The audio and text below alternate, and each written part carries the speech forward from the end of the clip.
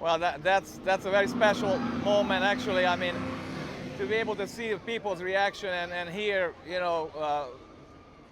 kind of comments, that's complimentary. It means a lot for us. Obviously, what we were trying to achieve here is to immerse the people in an environment where they feel that they're right here, and not somewhere on the outside. So this is a very unique layout also. I mean, most projects are usually a centerpiece, and this is really, you're walking into a world of cars, and that really has a unique quality to it.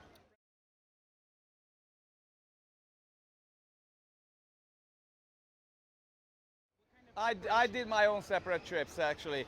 And some of the areas are from, obviously, Route 66, some of the areas from Zion, and others are from Lake Powell geology. And, I took pictures of all those areas and used them as a reference, to create the different looks.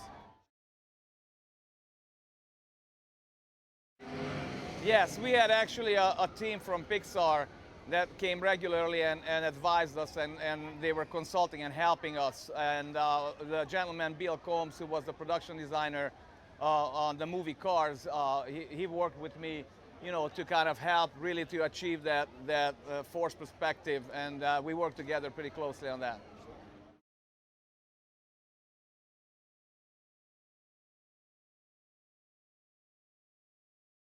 Well, Big Thunder Mountain, if you're referring to the one here in Disneyland, that's was more based on Bryce Canyon, which is a lot more eroded, softer sandstone.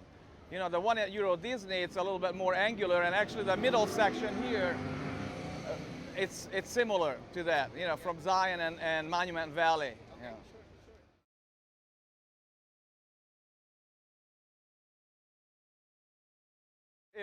If we're talking about personal favorites, the Porte Fountain in Tokyo Disney Sea, that was fun to do. That was very, very sculptural and very, very challenging to create a 18th century Italian fountain. But of course, worked on a volcano. I was responsible for the centerpiece, which was another gigantic, rockwork project as well.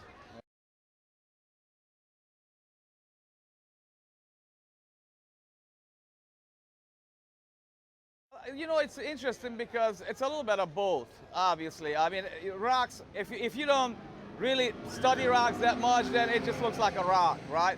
But for us to really differentiate it from a cartoony looking, finish or unfinished or kind of man-made, to really come up with that very realistic look, that's really challenging, actually, more than it meets an untrained eye.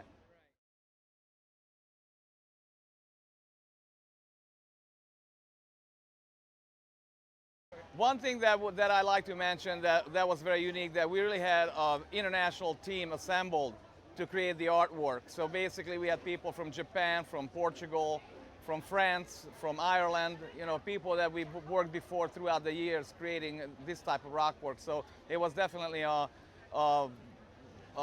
very unique collection of best in the world artisans.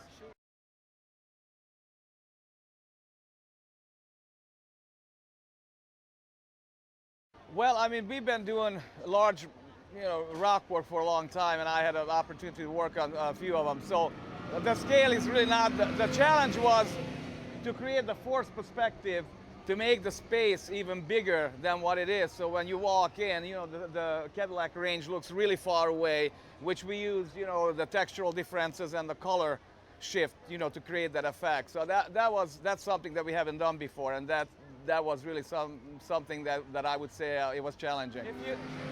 If you look at the rocks closer to the public are much more intense and red, and as we're going farther and farther, we're kind of cooling the color down, so it has that atmospheric feel, like you look at the mountain range, and then the further you see, bluer they get. So that's the effect that we're trying to achieve.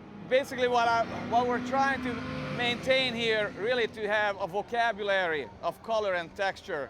When you look at the massive, amount of rocks, they don't look repetitive. So we're trying to create little neighborhoods of colors and textures and composition. So that was another challenge, and I'm pretty happy the way it turned out.